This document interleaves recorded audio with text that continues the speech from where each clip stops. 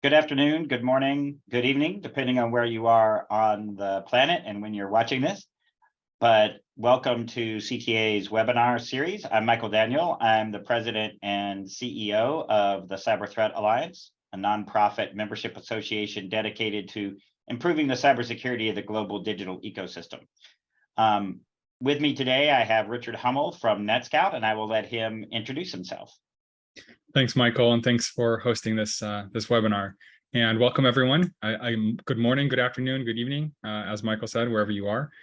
Myself, I work at NETSCOUT specifically as a researcher leading the ACERT team. And what we focus on here is looking at the entire threat landscape. We try to keep an eye on what adversaries are doing, how they're innovating, how they're changing, how they're adapting, and then trying to instill that as a security awareness piece. And what we're going to talk about today is part of that security awareness, where we want to really just focus on what are they doing, what should we be concerned about, how are things changing, and how do we need to adapt as defenders, and what can we do about that? There's a lot of really interesting kind of geopolitical aspects to the cyber threat landscape. And I would say that everybody listening to this probably understands that, given all the recent news, the articles, and go back, how far have we been tracking APTs and various other cyber criminal groups and how they get involved in these things, and hacktivism and activism, right? So we're gonna dig into that, and we're gonna talk about how the threat landscape, specifically in the DDoS space, is impacted by these real world geopolitical, sociopolitical, and socioeconomic events. Thanks, Richard. That sounds really good. I'm really looking forward to the discussion. Let's start with the first question, which is, wait a minute, why are we even talking about DDoS in the first place? Isn't that so like 2010? Yeah, unfortunately, that's not the case. I would love to tell you that DDoS is not a problem. And why I'm kind of describing this, I'm going to pull up a slide deck here, and I'm going to walk you through a couple of these. I'll backtrack to this slide, but let's just look at the global space, right? DDoS has been around since the internet became a thing. You can go all the way back to like DARPANET, and in fact, we have an employee here that attests to going back that far, looking at the internet space, looking at DDoS attacks back when, just a tiny fraction of traffic would be enough to take down a network, right? And so really, it's been a thing since the advent of the internet. But adversaries have really changed and innovated over time. And at one point, we could have counted on one hand how many DDoS attacks you would see in a year. But now we're talking about 6 million attacks in a 6-month period of time, 12, 13 million attacks on the year. We're talking about attacks in the terabit per second range, hundreds of millions of packets per second. And the thing is like these terabit per second attacks used to be, go back 4 years ago, these were like the rare circumstances. These were phenomena that, man, there was a terabit per second attack. Now we see there's 3.4, there's 2.8 terabit per second attacks. We see terabit per second attacks almost on a week by week basis now. So these things are just inundating networks. They're coming in everywhere. And it's not just the typical, what you would call volumetric attacks, right? A lot of people think, well, all these attacks all over the place, they're not going to impact me, right? We know how to handle these things. Well, adversaries realize that we know how to handle things, and they're changing the way that they attack. And so you can see a lot more botnet-based attacks. In fact, that's going to be a really key point when we actually drill into what's happening in this geopolitical space. So to answer your question, unfortunately, no, it's not a thing of 2010. It's very much a 2022 problem that we have to address. Yeah, so I think one of the things that I thought is interesting about your report is that global perspective that you lay out in there. And why don't we talk a little bit about, well, first of all, let's actually talk about some of those top vectors you see there. For a lot of people, that's a string of letters that actually probably reads like TCP/AC. What are we actually talking about there in terms of those vectors? So let's drill a little bit further into this. So when we talk about different vectors, we're talking about what kind of an attack an adversary is putting together.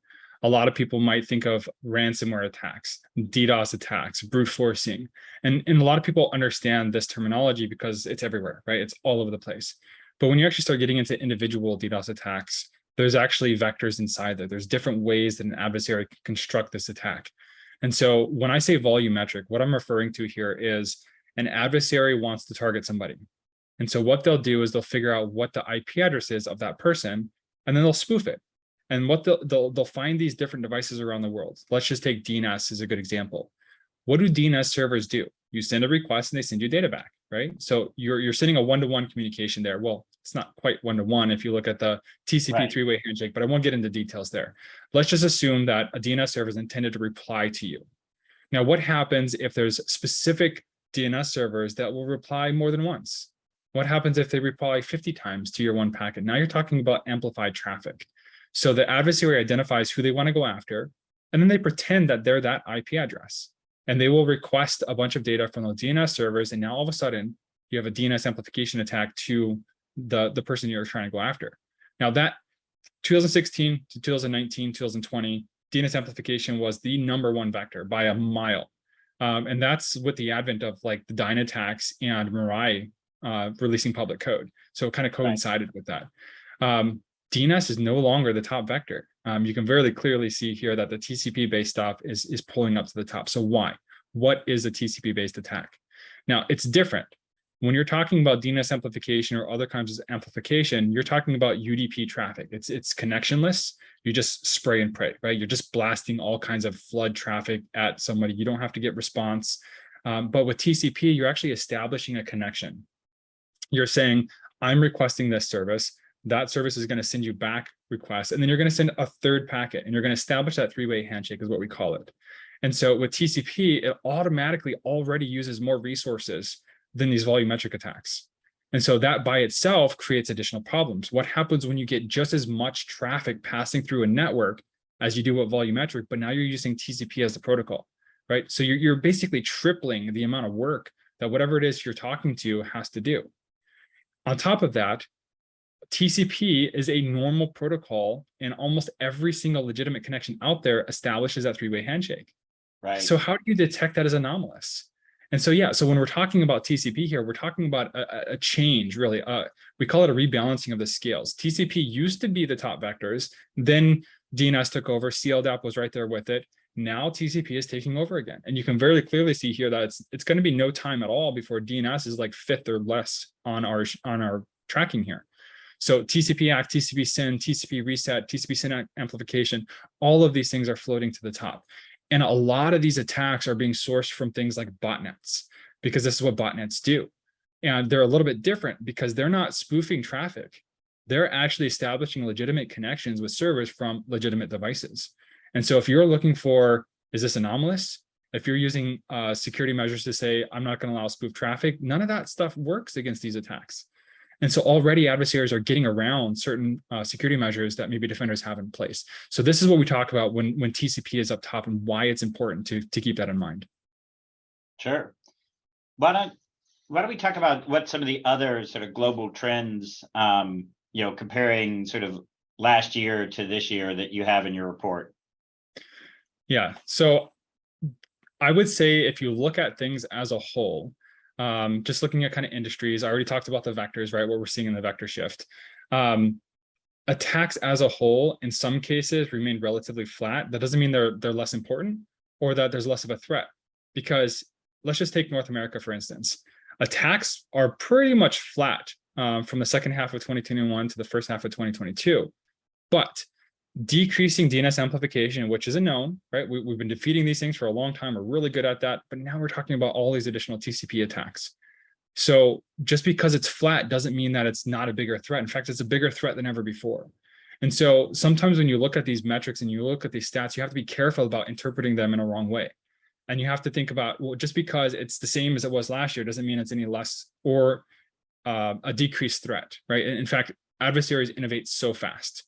A new CVE comes out, vulnerability comes out, the very next day, Mirai is using it to try to exploit and gain new bots, right? That's just what happens.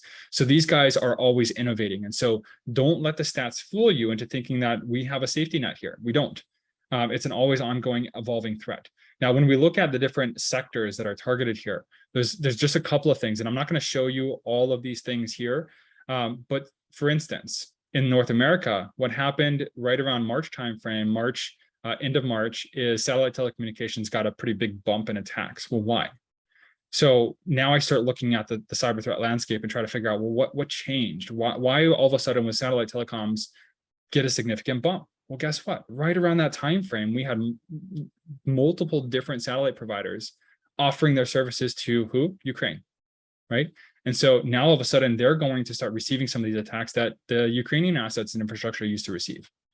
Another aspect, if I look at North America and I look at the US, elementary education popped into the top 10 targeted vectors. Why? Well, it turns out that a lot of the attacks against these institutions, these education institutions, are probably launched by kids. And so, like, for instance, when I was looking at that, and I said elementary education, why? Usually it's like universities and professional schools that pop up there, but elementary education, I've never seen it in the top 10. So I started investigating this, and it stood out from every other sector that I'm tracking, because every other sector, guess what's the top vectors? TCP/ACK, TCP/SYN, then maybe DNS. But with elementary education, it was DNS, CLDAP, and NTP. Now, all of these have something in common. Every single one of those vectors is a free tier of DDoS service launched from a boot or chassis service in the underground. In other words, you don't need a specialized account. You don't need a valid email address. You don't need a cryptocurrency wallet. All you need is an IP address for your target, and you can launch an attack of this nature against anyone. A study in the UK back in 2019, 2020 found that 9-year-olds had admitted to launching DDoS attacks against their school. And so that's the phenomena we're seeing in North America. And a lot of the other changes. That's a new variation on like pulling the fire alarm to not have to go to class or take a test. It's funny you mentioned that. I actually was talking to another reporter recently, and they said the same thing. It's like calling in a bomb threat, right? But it's the new version of this, using cyber as a tool for this.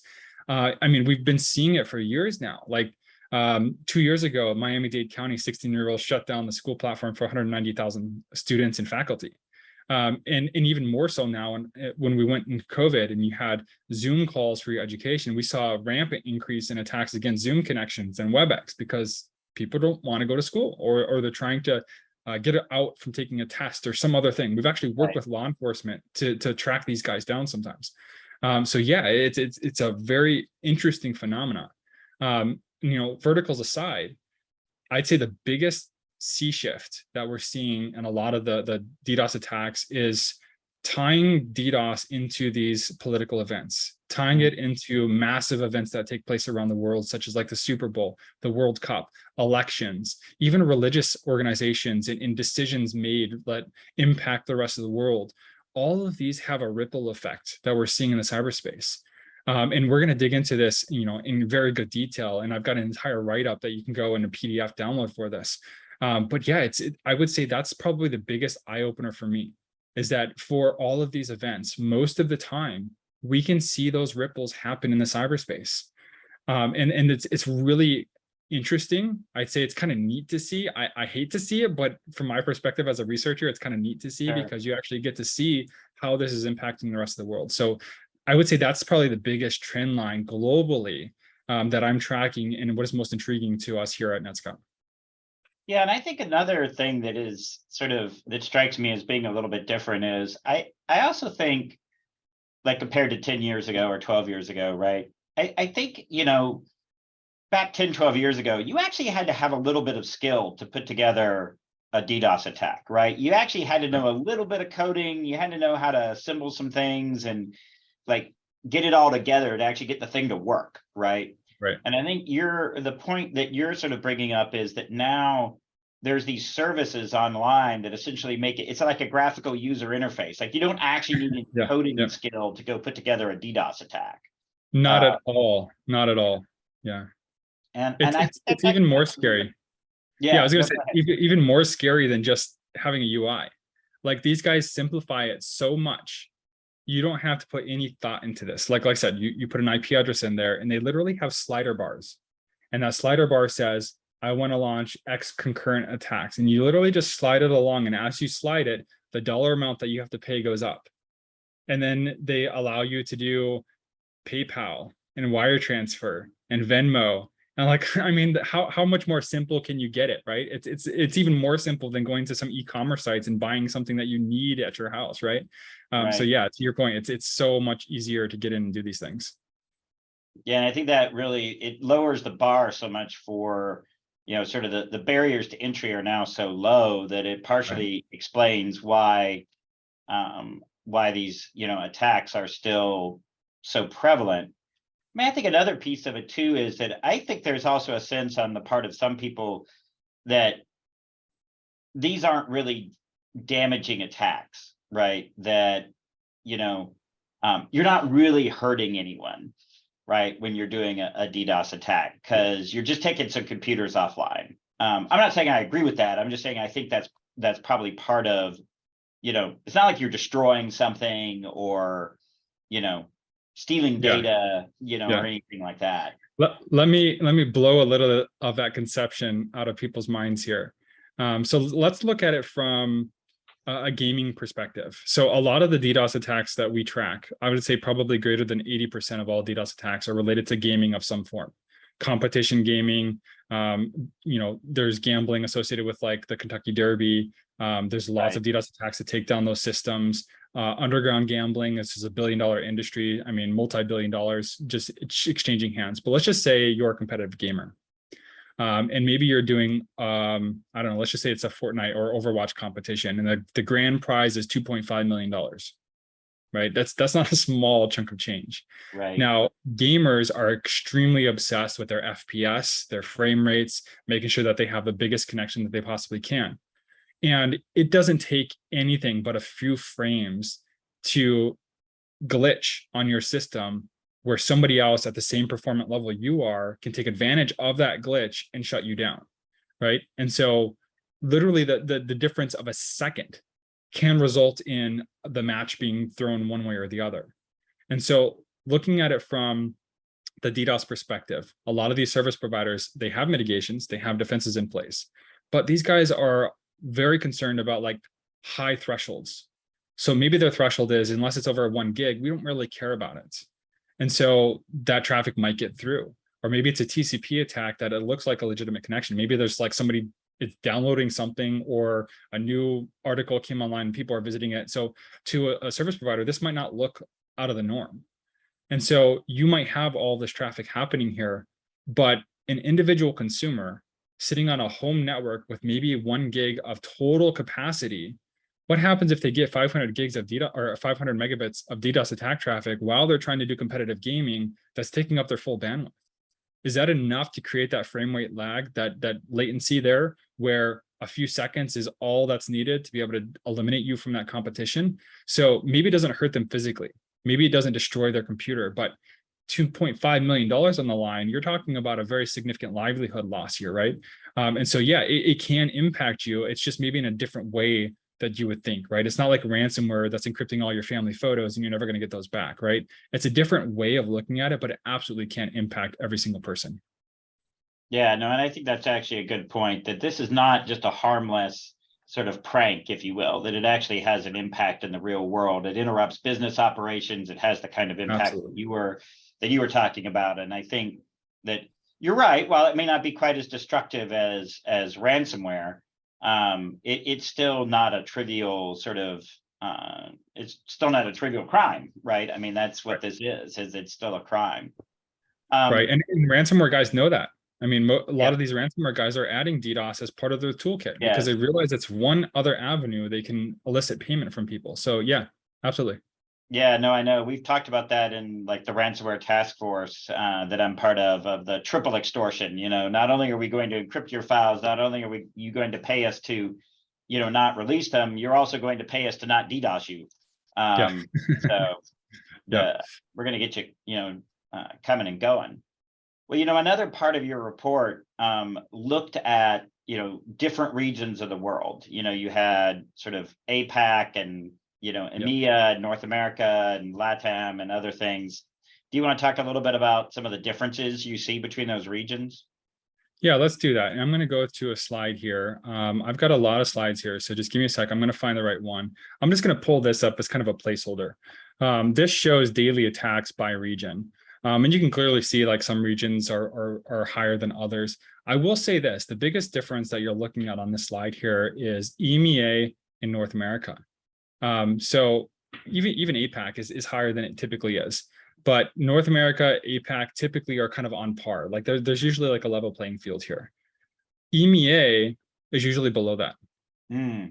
But why is it higher? I mean, you can look at the start of 2022 and you can see that APAC was right on par with EMEA. Mm-hmm. And so why that gap, right? Well, I think everybody knows what happened right in that February timeframe when EMEA pulled away from the rest of the world. In fact, even if you look at APAC and you look at that single spike right there in the middle of March where it joins up with EMEA, that Right. spike is directly related to the Russia-Ukraine war. And Mm. I'll talk about that a little bit as we go through, but you can see here how just the real world events here are significantly impacting the day over day attacks that we're seeing across these regions. Now, if I wanted to point specifics out for these regions, there's a couple of things to keep in mind. One, EMEA, obvious. I don't think there's any question in anybody's mind that the reason why we're seeing so many attacks there is because of the Russia-Ukraine invasion.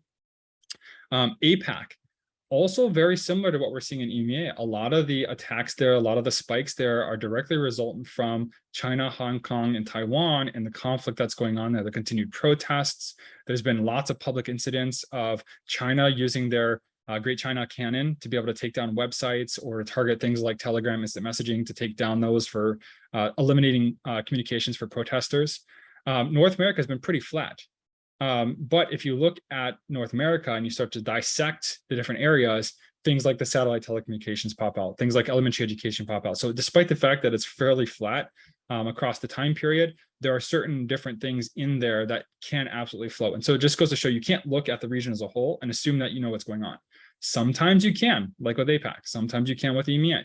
LATAM, again, another interesting thing here. You wouldn't think that anything's really happening in LATAM because it's been pretty flat, right? That's not true. In fact, if you look at Colombia, you'll see that Colombia is getting surges in attacks every time there's a protest, the presidential election, the presidential runoff election. You see spikes coinciding with all of that. And so looking at each individual region, I think is really, really important when you do a deep dive on those. And that's why we changed, like typically with this report that we publish, we will do like a one-page region update. And you'll get this with a couple of additional embellishments, and that's it. But we quickly realized that a lot of people want to know what is happening locally, what's happening in my country, what's happening in my region. And so we changed the entire structure of the report this time. And now we have custom deep dives into every single region. And when you start digging into those regions, you start to see things change. You'll see that in LATAM, DNS amplification actually saw a huge surge. The rest of the world saw a massive decrease. Why? And so now we start asking those questions as we deep dive into some of these topics. And so it's just really intriguing. Again, I would encourage you guys, now all of the regional write-ups that we have, those are all free. There's no logins, there's no gates. Just, you can go straight to netscout.com/threat report. You can click on any region and you can get all these details, all the country stuff, essentially for free. So I highly encourage you guys, because I mean, we're scratching the surface here. Go in there, deep dive. If you're in one of these particular regions, look at what's trending there. Look at the vectors, look at the industries. Am I in that region? Should I do something about that? Getting that kind of local perspective, but keeping in mind that this is a global problem. Yeah, and I think one of the things that we talk about is that, or one of the things that's interesting to me, Richard, is that like in some ways this is not new, right? Like, I mean, one of the very first things I had to deal with when I was on the White House staff was the Iranian DDoS attacks on the US financial sector back in 2012, right? Yeah. And so that was certainly an example of using DDoS for geopolitical ends. But what do you think is sort of the same as back then? But what do you also think is different between sort of, say, 10 years ago and now, and sort of how DDoS is being used for those geopolitical ends? I would say there's a lot of similarities, there are a lot of parallels for that. In fact, it's kind of timely that we have this. Even now on Twitter, they're calling for Op Iran with all of the recent stuff that's happening in Iran. And so it's like, are we going to go back to something like that, where we're going to have a massive concerted DDoS attack against there? I mean, we clearly see that against Russia, right? Russia invades, right. Bunch of call to action for hacktivists in various other nation states to be able to launch attacks. And all of a sudden we see a 3x increase in attacks against Russia. And so I think going back to the previous conversation we had with the ease of access here and how anybody can launch these things, there's no spin up time, there's no coding required. There's literally hundreds of these boot stressor services. So last report, I went and actually put on my black hat a little bit. I got my machine out, logged into the underground, started taking screenshots. I wanted to see what these things had to offer. And I only evaluated 19, but I found 347 different DDoS for hire services. And Wow. of those 19 that I looked at, they had a purported user base of about 400,000. They had combined estimated they launched more than 10 million attacks just on those 19 of those 300 plus. So this is a very, very real problem. And the ease of access, the number of options that you have to do this, and the fact that how much prosecution do we do for DDoS attacks? Right? I mean, every now and then we'll see it, right? Somebody gets taken down, but then inevitably they come back. The same is true for ransomware, right? So what are the repercussions here? It's very little risk, but lots of reward potential, especially if you manage to take something down. You have bragging rights for the next year, right? Until you come up with the next target to go after. And so I think that ease of access has been what's been most striking here and changing. So back then, I mean, go back to those initial events against those financial organizations, you had to be fairly sophisticated adversary to join in on that effort. Now somebody says, hey, this is a global travesty. This is something that everybody needs to be involved in. Let's call all the hacktivists. Let's call anonymous. Let's do all of these things. Now all of a sudden, you've got everybody that has access to a computer with the capability to get in on the game. And so that's why we see this just massive surge in attacks all over the place. And the thing is attribution in the DDoS space is notoriously hard. Unless it's launched from a DDoS botnet, even then you're talking about getting local law enforcement involved across all of these different locales, because the nature of DDoS is distributed, right? And so a botnet is not just resident in one country, it's resident in multiple countries all over the world. And so getting a coordinated effort there to be able to identify these folks, identify who the adversaries are, and eventually take them down, chances of that happening are pretty slim. And so, yeah, everybody's getting involved in this. Yeah, and I think it's interesting to sort of highlight that, that geopolitical trend and sort of the mixing and matching of that as a tool, and particularly for sort of non-governmental actors to really, get in on the governments too, right? Continuing to use it as a tool, but it's not just governments, and it's not even your like sort of anonymous hackers anymore. It's sort of anybody with a cause, right? I mean. So that was anonymous with a capital A, like as a organized. It's kind of funny to call it an organized group. I think it's kind of a disorganized group, but you know what I mean. So but yeah. So why don't we talk a little bit about this part of the report? Yeah. So I think this is really intriguing.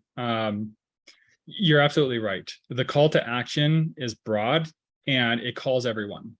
It used to be that there would be certain groups that would get involved in this. I mean, you can go back to like Armada Collective and Lazarus Group and some of the other like more notorious DDoS crews, even some of the nation states, right? We know that North Korea has used DDoS when they attack crypto exchanges or smoke screens. Now we know Russia does it. China does it pretty regularly. And so we know that more folks are getting involved here. And I think personally, when you look at the example of Russia invading Ukraine, and you look at how DDoS had a massive, massive impact on the public face of this thing prior to ground troops invading, I mean, that's going to spell success for anyone else that wants to repeat that, right? And so this is absolutely something that I think is going to continue, and we're going to see more and more people get involved here, more public involvement, I should say. This has been happening for eons. In fact, there's been several elections that we've looked at in different countries where the opponents will use DDoS to take polling sites down, to take their opponent's site down, so you can't track who's winning in the polls. And we've actually seen one election potentially swing in one direction because of this. We know it's being used in Colombia, and I'm going to show you examples of this on a chart here in just a moment. But there's other aspects of this too that are not just directly tied to the invasion that we got to keep in mind. So what you're seeing on here, this is 4 different countries specifically that are either adjacent to or involved in the Russian invasion of Ukraine. Okay, so the light blue here, that's Russia. Russia invades, and then boom, they see this 3x increase that's sustained over time. And even now, they're still getting hammered pretty hard. 2x increase over their normal daily prior to 2022. So Russia's still getting hammered. Ukraine shows up in there, it's the dark blue. It's a little bit harder to see, but you can see right where the invasion began, spike, spike, spike, and then nothing. Sorry, the yellow is Ukraine. So you see that spark right at the February timeframe, but then all of a sudden they don't have any attacks. What happened? Where did the attacks go? Well, look at Ireland. right around the time that Ukraine stops getting attacked, Ireland starts to float up. Well, you know, a lot of the infrastructure that got torn down or got blown up or got moved in Ukraine moved to Ireland. And so now Ireland's taking the brunt of these attacks. Well, what about Finland? Finland didn't do that. Well, Finland, right around the time that Russia was talking about invading and the rumors were ongoing, Finland says, hey, you know what? We should probably revisit joining NATO. And then all of a sudden they start to get like twice the amount of DDoS attacks on a day-by-day basis. Well, then Russia invades, and now Finland says, hey, we must do this. This is no longer a let's talk about it. This is let's do this. And then they jumped up again. And they've had sustained attacks at that level ever since their discussion to join NATO. And even now, as Ukraine is submitting their application to join NATO, we're looking at that threat landscape to see if the attacks are joining. And so you can see how all of this kind of feeds into it. And you can see how the ramifications of the decisions happen. And it's not even just these guys. I mean, so what you're looking at here, this is the Ireland, this is Finland. And you can clearly see here how Finland starts those discussions prior to the invasion. Invasion happens right around the March timeframe. They said, we must do this. And then boom, spike, spike, spike after spike. Ireland, you can see that floating infrastructure move over to Ireland in these attacks. Now, what about countries that have nothing to do with this bordering conflict? Well, Belize and Taiwan, right? They come out publicly with remarks to say that, hey, we should condemn Russia. We support Ukraine. Taipei, they have this protest with Ukrainian nationals and supporters. Boom, the biggest spike in all of APAC during that time period happens to be coincided with that CSIS summit. Then you look at Belize. Belize makes public comments, the early warnings of this. January timeframe, you see a sustained attack over time, it goes quiet. And then right after the invasion, Belize comes on record and says, hey, we support Ukraine, boom, attacks. Yeah. Right. And these are not the only countries we're seeing this. All of the countries on the left-hand side there, you're seeing Lithuania, Norway, Poland, Romania. All of these guys have come out publicly in support of Ukraine, and the KillNet Russian affiliated group, cyber criminals, say, we're going to go after you and we're going to take down websites. And so now we start to see these spikes of activity coinciding with these events. Now, when you actually get the PDF for this, all of these links are clickable. So you actually go to the articles where KillNet's saying, hey, we're going to do this. In fact, these all have hyperlinks too, but I get it. You guys don't have the PowerPoint. But yeah, all of these are linked to articles where KillNet says, hey, we're going to come after you. Some of them are actual instances of, hey, KillNet's been successful in taking down some things. And so this all has like this ripple effect, these ramifications of what's happening in this space. And this is the satellite telecommunication that I talked about previously. Right afterwards, right in that March timeframe, when the US satellite telecom says, hey, let's support Ukraine by offering them our services, now all of a sudden we're seeing more attacks. Okay, there's one other aspect of this that I want to touch on before we kind of engage in discussion here is, what kind of attacks are we talking about here? All right, we already talked about the volumetric attacks, what those mean, how they're decreasing. We've talked about TCP attacks and how those are increasing. So what I did is I took all of the TCP-based attacks, the UDP-based attacks, ICMP, which is also often sympathetic. ICMP kind of comes along with a bunch of traffic, and then DNS. And I wanted to compare these things to figure out, what actually is being used. And look at March. What stands out the most here? TCP. Why? Because a lot of the initial attacks against Ukraine were all sourced from botnets. In fact, a lot of local botnets that were in region around Ukraine and Russia were being used to target these websites and take them down. And so you can see how all of it just plays. And it's really, really cool to see this at scale with all this data, where just like you can literally look at the data. If you didn't have any news about this stuff, you would say something is happening right here, right? And we wouldn't even have to see the news articles to understand that adversaries are ramping up activity. So it's really, really neat to see this. But go back to you, Mike. Yeah, no, it's good. I mean, I think probably, like you mentioned Colombia earlier, so I thought maybe we go touch on that and then probably get time for like one more round of discussion here. Yeah, let's do, I believe I have this pulled up here. Let's see, I've got all of these regions here. Here we go. All right, so I know this is kind of hard to see. Colombia is the yellow, blue, and the red there. If you were to follow that line, which is, I believe, that light blue in the middle there, you can see some spikes. So right around May of 2022, and even before, like March 2nd to March 15th, right around that time is when the elections start to kick off. There was some protests, there was some polling. But right around May timeframe is that first election. Well, then that was very politicized, it was very contentious. There's a little bit of lull, but you can see that attacks are still kind of higher. They're at this floating level of attacks. And then you see right around like end of May, beginning of June, there's a spike. Well, there's protests happening. And then you can see right around the end of June, well, that's the runoff elections. And so you can see how all of these things kind of coincide to what's happening in the real world space. Now, Colombia is interesting because most attacks in LATAM are all Brazil, right? You can see the green line, it's Brazil. It just like clouds everything else over. Brazil accounts for like 60 to 70% of all DDoS attacks. And so typically you can look at Brazil and find these trend lines. Now, if we did that and we stopped at that level and said, oh, Brazil, like we just look at Brazil, we know what's happening, all these things, we'd miss Colombia, right? And so by drilling down to these individual countries, we can eliminate some of that high level noise and get at the underlying interesting aspect of these individual countries. And so one of the things we try to do here is track what geopolitical events are out there. What elections are happening that have significant ramifications for countries?